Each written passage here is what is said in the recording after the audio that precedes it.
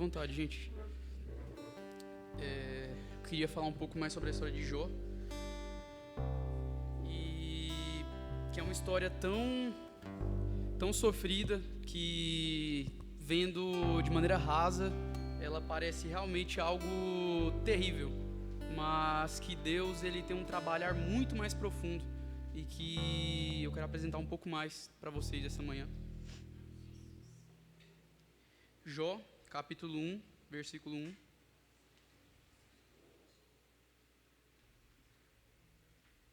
Havia um homem na terra de Uz, cujo nome era Jó, homem íntegro e reto, temente a Deus e que se desviava do mal. Nasceram-lhe 7 filhos e 3 filhas. Possuía 7.000 ovelhas, 3.000 camelos, 500 juntas de bois e 500 jumentas. Era também muito numeroso o pessoal a seu serviço, de maneira que este homem era o maior de todos do Oriente. Seus filhos iam às casas uns dos outros e faziam banquetes, cada um por sua vez, e mandavam convidar suas 3 irmãs a comerem e beberem com eles. Decorrido o turno de dias de seus banquetes, chamava Jó a seus filhos e os sacrificava, levantando-se de madrugada e oferecia holocaustos segundo o número de todos eles, pois dizia: talvez tenham pecado os meus filhos e blasfemado contra Deus em seu coração. Assim o fazia Jó continuamente. Num dia que os filhos de Deus vieram apresentar-se perante o Senhor, veio também Satanás entre eles. Então perguntou o Senhor a Satanás: de onde vens, Satanás? Respondeu ao Senhor e disse: de rodear a terra e passar por ela. Perguntou ainda o Senhor a Satanás: observaste o meu servo Jó? Porque ninguém há na terra semelhante a ele, homem íntegro e reto, temente a Deus e se desviava do mal. Agora vamos para Jó 42, 1. Então respondeu Jó ao Senhor: bem sei que tudo podes, e nenhum dos teus planos pode ser frustrado. Quem é aquele, como disseste, que sem conhecimento encobre o conselho? Na verdade, falei do que não entendia, coisas maravilhosas demais para mim, coisas que eu não conhecia. Escuta-me, pois, havias dito, e eu falarei. E eu perguntarei, e tu me ensinarás. E eu te conhecia só de ouvir, mas agora os meus olhos te veem. Por isso me abomino, e me arrependo no pó e na cinza. Senhor meu Deus, eu te peço, Senhor, que o Senhor derrame sobre nós esse conhecimento tão vasto da Tua Palavra, que o Teu Espírito nos ajude a entender melhor isso, pois somente através do Seu Espírito nós somos capazes. Que essa palavra possa entrar na nossa mente e descer para nossos corações, Senhor. Que ela não fique só na nossa mente e depois seja esquecida. Amém. Sobre isso, contando um pouco sobre a história de Jó, nós lemos o começo e o fim. No começo, Jó, ele mostrava como ele era bom, como ele era reto e como a vida dele era boa, e que, no fim, ele já fala que tudo aquilo que ele viveu, tudo aquilo que ele viu, foi o suficiente para ele aprender muito e entender que ele não sabia de nada, e que no começo ele achava que sabia. E, ao decorrer da história, no começo, Jó era muito rico, muito sábio, tinha tudo na vida, tinha bens materiais, família, e ao passar daquela fala de Satanás com Deus, ele simplesmente perde tudo. Ele perde a família, perde os bens materiais, e aquilo destrói ele de uma maneira tão forte que ele começa a questionar Deus e falar: Senhor, por que aconteceu isso comigo? Por quê? O Senhor me deu tudo porque eu era um homem íntegro, porque eu era reto, porque eu era bom, e o Senhor me tirou tudo? Não vejo motivo para isso. E ele até argumenta em uma parte que existe um tribunal e que ele tem provas suficientes para mostrar que ele é inocente.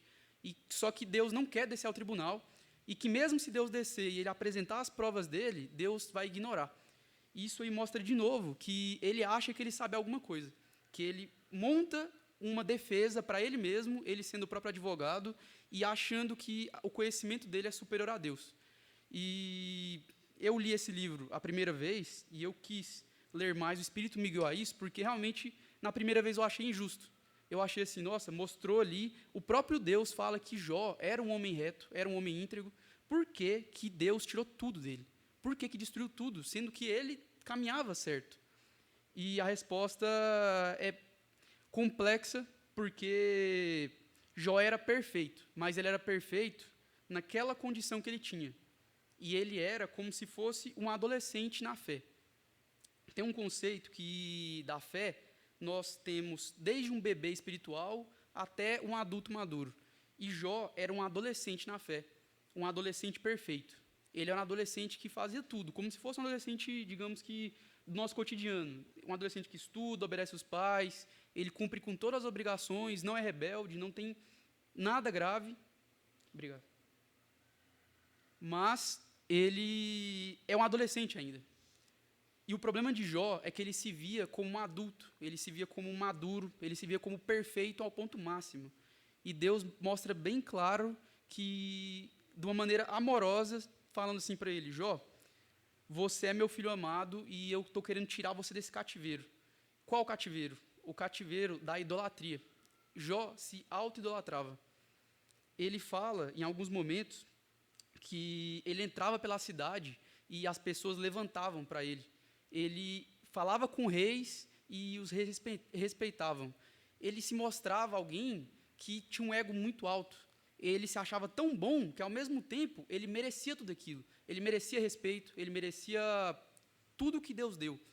E Deus, ele não só destrói tudo aquilo, ele autoriza tudo aquilo ser destruído, não para ferir Jó sem motivo, mas para mostrar a idolatria que Jó sentia nele mesmo. Agora eu vou ler aqui um versículo para vocês, de Jó, que ele fala sobre a própria abominação. Jó 42, versículo 6. É bem curtinho. Por isso me abomino e me arrependo no pó e na cinza. Quando acaba, Jó admite que ele se abomina. Quando nós lemos em português abominação, é uma palavra que parece muito simples, ele só se odeia, mas ela é muito mais complexa do que isso. A abominação no original, ela é só usada em momentos de idolatria, onde Deus fala de outros deuses que as pessoas idolatram, seja o dinheiro, seja qualquer coisa que você idolatra, Deus usa essa palavra abominação. Então, Jó, quando ele fala, eu me abomino, é porque ele entendeu, no fim de tudo, que o problema central era porque ele estava olhando para o próprio ego.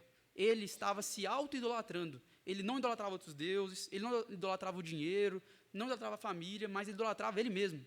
Ele se achava muito bom e muito perfeito e se estagnou, parou no estágio onde ele não precisaria mais subir na vida cristã, não precisaria mais caminhar. Ele já era perfeito. Para quê que eu vou precisar estudar mais? Para que eu vou precisar ler mais a Bíblia? Por que eu vou precisar conversar com outros irmãos? Para quê que eu vou para a igreja, sendo que eu já sou perfeito?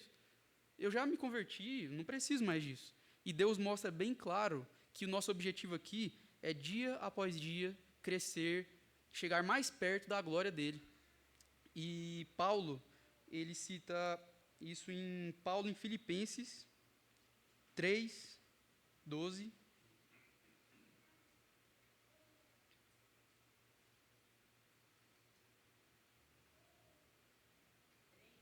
Isso, 3, 12. Paulo fala: não que eu tenha já recebido ou tenha já obtido a perfeição, mas prossigo para conquistar aquilo para o que também fui conquistado por Cristo Jesus. Paulo deixa claro que ele não tinha esse ego inflado de achar que já era perfeito. Paulo já tinha uma maturidade que poucos na terra já tiveram, mesmo se ele entende que a perfeição somente Cristo tem. Então, como que é possível um ser humano como nós, tão pequeno, se achar perfeito? Achar que já está no ponto máximo, achar que não tem mais o que fazer, não tem mais... não, eu já tenho uma boa comunicação com Deus, eu oro todos os dias. Não é o suficiente, porque Deus, ele não quer um pedaço, ele não quer 1%, ele não quer 2%. Ele quer 100% de nós, 100% do nosso tempo, 100% da nossa mente, 100% do nosso coração. Enquanto ainda houver 99%, mas houver aquele 1% que é do mundo, ele vai lutar para conquistar nossos corações, porque Cada dia é uma evolução diferente. E nós, até o final das nossas vidas, não podemos parar.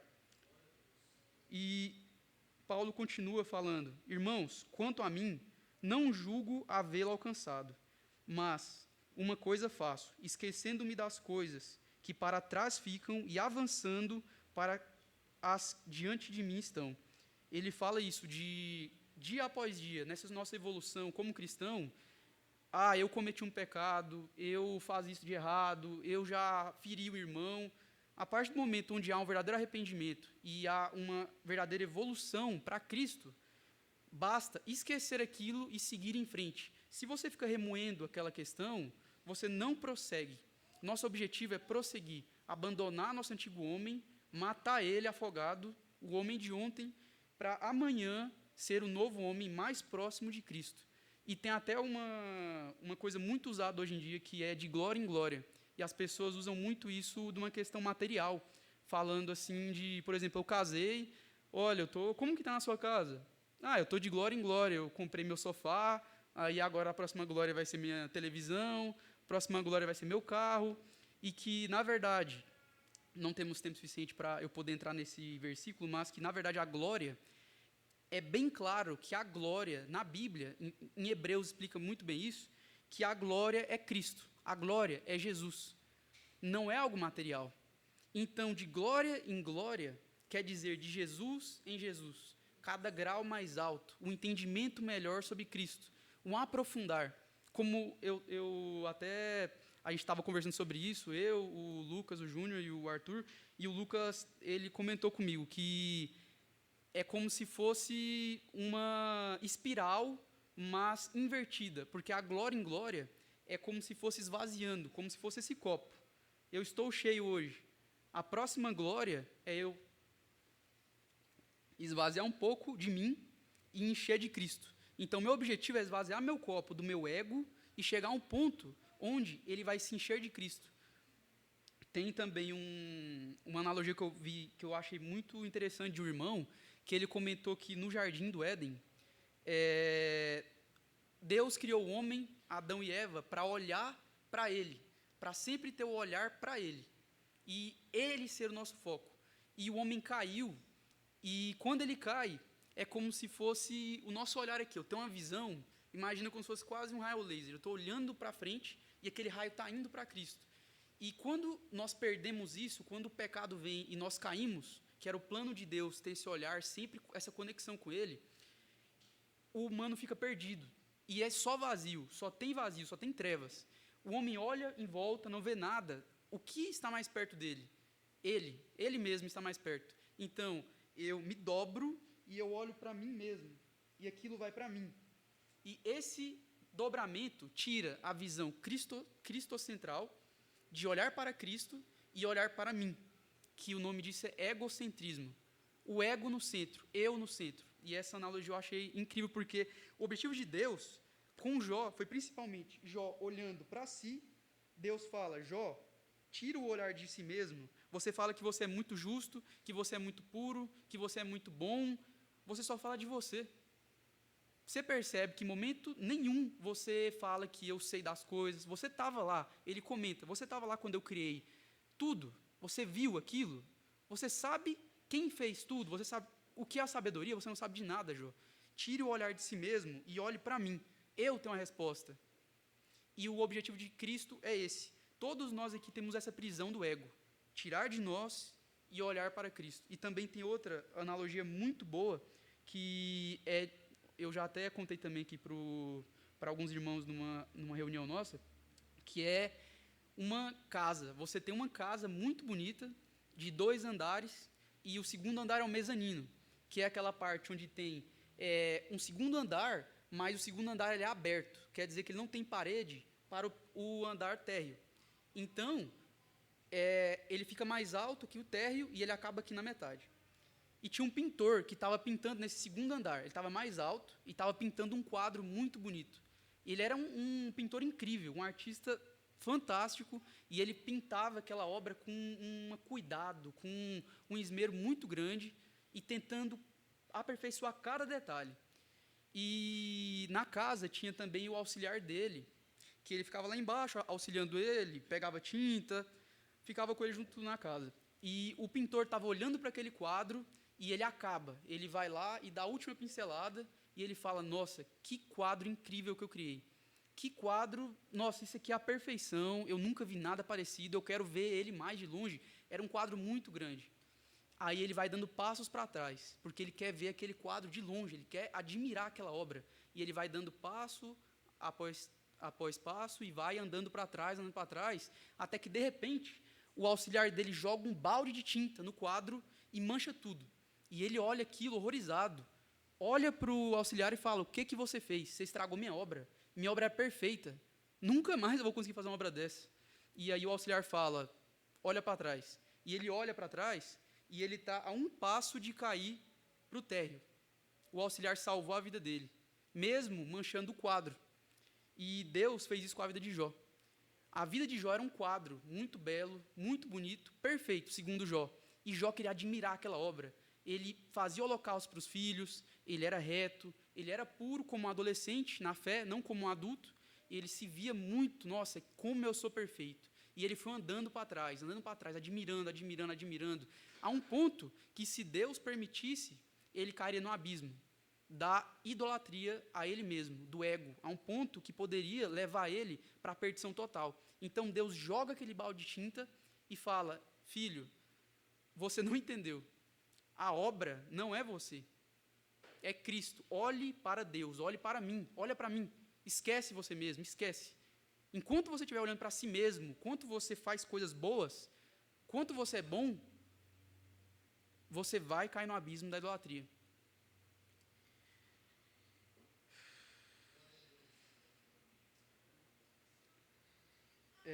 Jó 38, 1.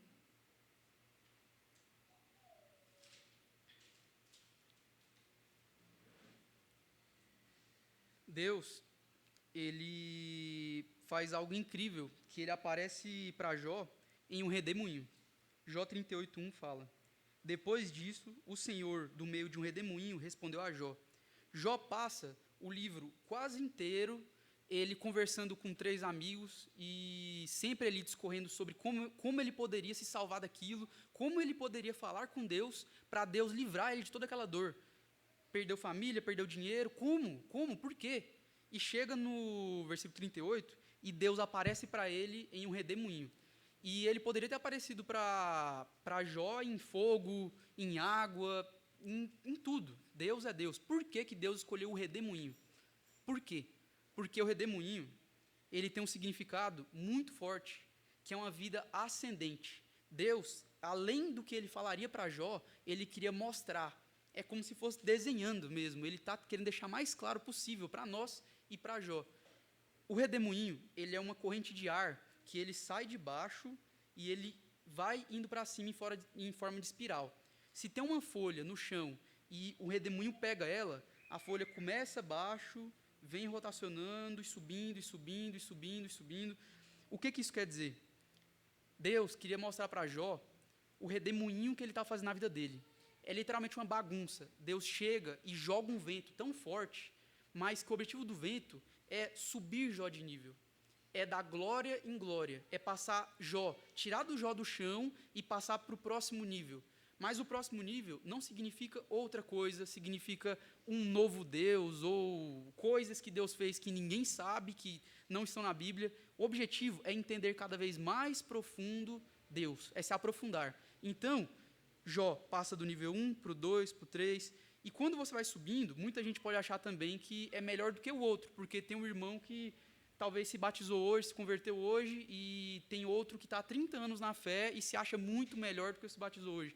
Sendo que o objetivo do redemoinho é, de novo, não é aumentar nosso ego, é nos esvaziarmos. Por isso, até o Lucas comentou do redemoinho ao contrário, é o esvaziamento.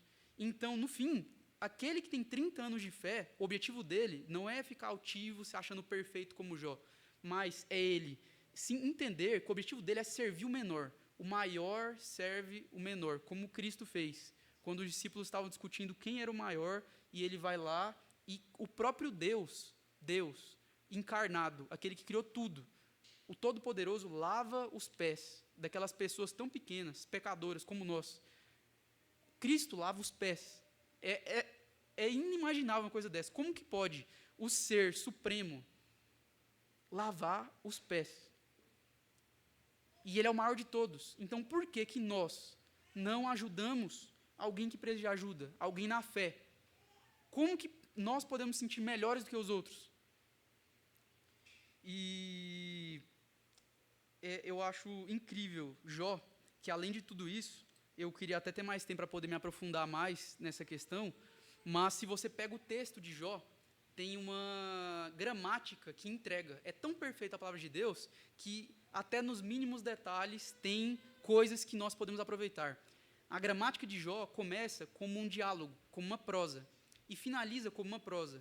E no meio do caminho inteiro, onde Jó começa a questão de perder tudo, para ele crescer na vida com Deus, é poema, um poema hebraico. O poema hebraico tem uma característica muito interessante. Ele não é como o nosso poema, que tenta rimar palavras. Ele rima ideias. Isso mostra que Jó é o maior poema da Bíblia. E tem alguns versículos na Bíblia que demonstram claramente que o poema, quando Deus fala um poema na Bíblia, ele se refere a nós, a nossa alma. Ele está falando aquilo. Então, Jó começa como prosa, todo o poema, e acaba como prosa. É como se fosse o quadro, a mesma história do quadro.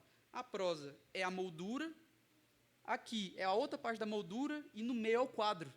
Então, Deus está mostrando claramente, falando, olha, isso aqui é uma obra de arte, a minha obra de arte, que é a alma de vocês, o espírito de vocês. E eu vou discorrer em cada capítulo de Jó como vocês se enxergam. Jó tem 3 amigos que vão até ele para conversar com ele. E cada amigo simboliza uma parte. Simboliza o emocional, o racional, o ego. E ao fim, que é o 4º amigo, que é o mais novo de todos, simboliza o Espírito Santo. Então, ao aprofundar o livro de Jó, ele é tão rico, mas tão rico, que é inacreditável como que pode tantos detalhes. E como que eu posso ler o livro de Jó uma vez e achar que já é o suficiente, que eu entendi tudo? Eu posso ler esse livro 1000 vezes, posso ler a Bíblia inteira 1000 vezes, não vai ser o suficiente. Sempre vai fugir algo dos nossos olhos. Esse é o redemoinho de Deus, esse nível. Cristo após Cristo, glória após glória, esse nosso crescimento. E eu queria finalizar aqui, hoje vai ser a Santa Ceia, e o livro de Jó, ao final de tudo, para mim, pelo que eu estou entendendo até agora, ele tem a ver muito também com o fortalecimento de Deus. Ao final, Jó sofre tanto, mas Deus deixa muito claro, não tenha medo. E eu queria passar essa mensagem para vocês hoje, que o Espírito deixou tão claro no meu coração, que é não tenha medo, para todos vocês. Não sei quem está sentindo medo de algo, se a vida é amedrontadora. A vida, ela te destrói. Não tenha medo. Mas se você colocar seu coração em um carro, nossa, eu queria muito um carro. Meu carro, eu vou comprar um carro incrível, que ele é novo, não vai quebrar, ele vai me trazer conforto, vai me trazer tudo que eu preciso. Ele vai quebrar. Uma hora ele vai quebrar. E o seu coração vai se quebrar junto? Não, eu quero uma família incrível, minha família vai estar comigo em todos os dias, eu vou me sentir bem, eu vou me sentir que eu estou com um presente de pessoas. Uma hora, infelizmente, ou nós vamos ou eles vão. Nada nesse mundo é definitivo, somente Cristo.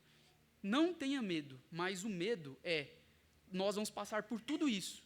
O objetivo de Deus não é mostrar que Jó não passaria por aquilo. Jó teria que passar por aquela provação para ele evoluir na vida com Cristo.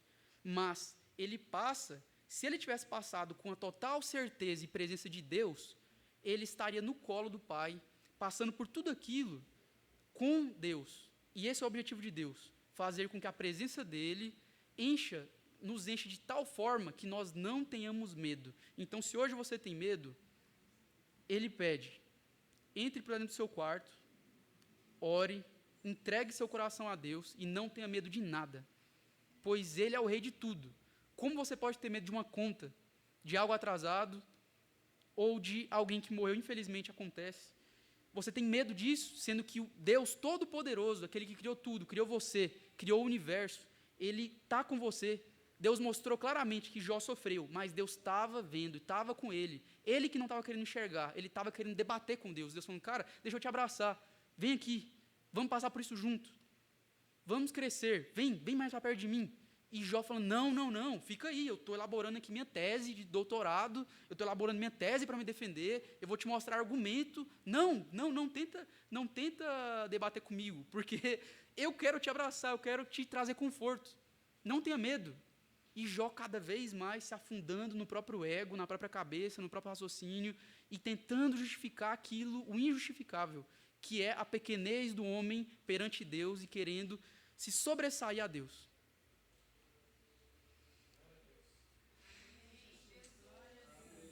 Amém.